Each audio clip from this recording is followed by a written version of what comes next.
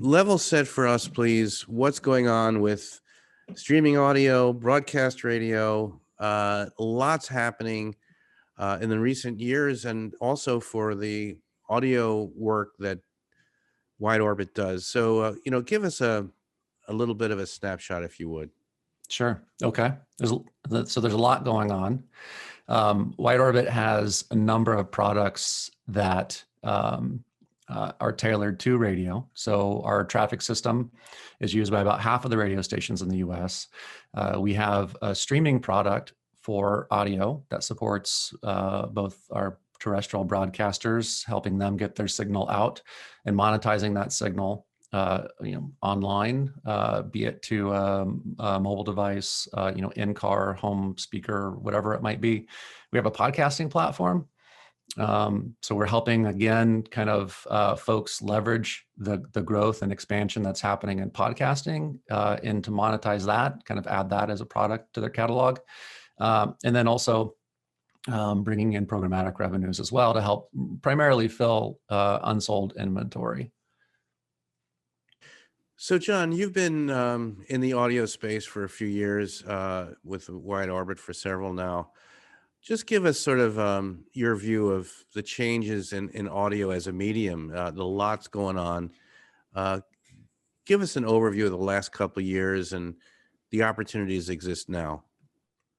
Sure. So audio listenership continues to grow. I've been working in audio for about 20 years, but there's really a lot of attention coming to audio today, which is just fantastic.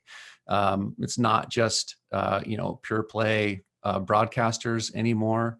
Audio is driving significant revenues for a lot of our broadcast clients who now have repurposed or turned their audio over-the-air audio products digital and are doing fantastic jobs monetizing that inventory, both through their direct sold efforts and also through programmatic efforts. We see programmatic really growing quickly. Year over year, there's fantastic growth. I think the programmatic spend in broadcast audio is around $1 billion, or is approaching that. What are some trends you're seeing, particularly from the buy side, and how they're using data would be very interesting to know as well. The buy side's looking for an audience, and they're looking for ease of transaction. And they're looking for data.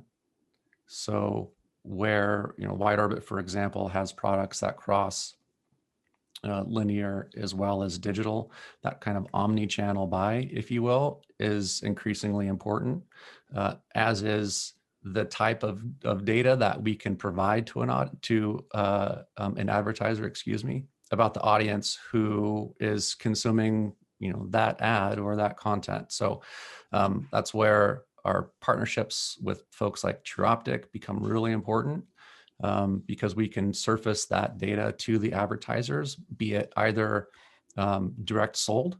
So if it was the publisher's own sales efforts that brought the demand in, we can surface those audience segment data directly to the advertisers there, or be it through the programmatic exchange. So again, making that data available to the DSPs is increasingly important. Majority of the RFPs we see today are asking specifically about the audience segments. Geography is still very important.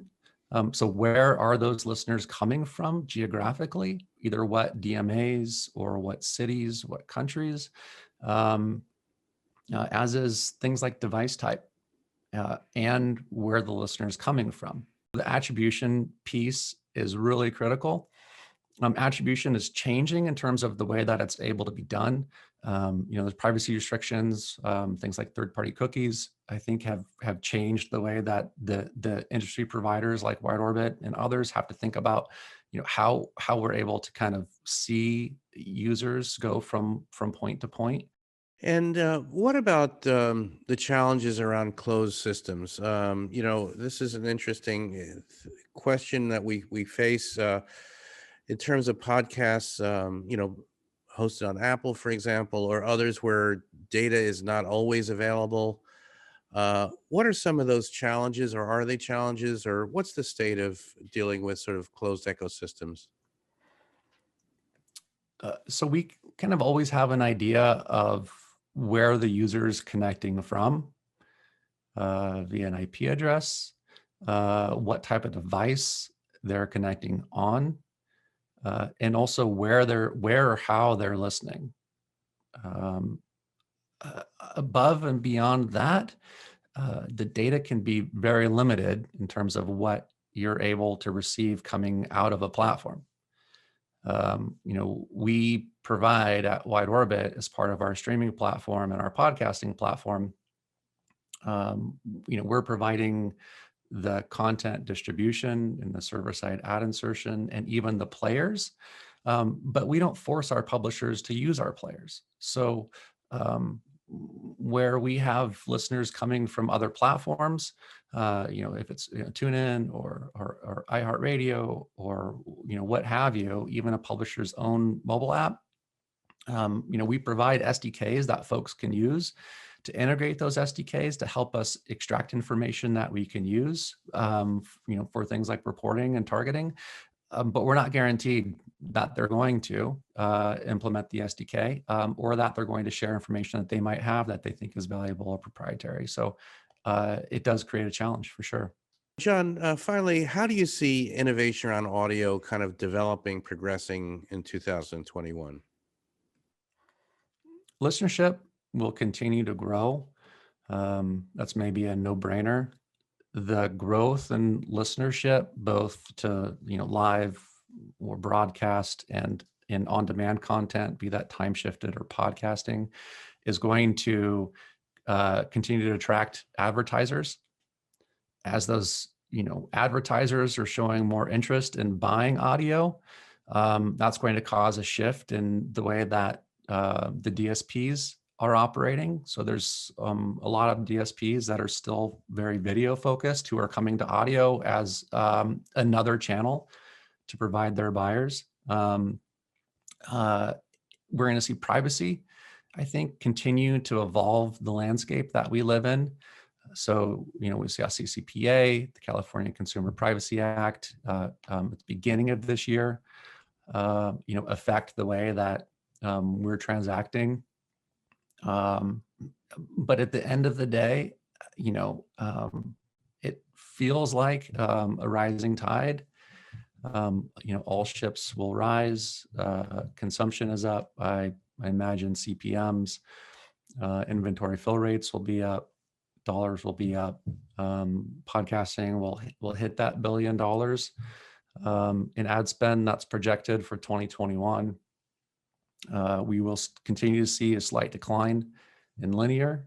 We'll see some dollars shift to digital, and hopefully that the COVID pandemic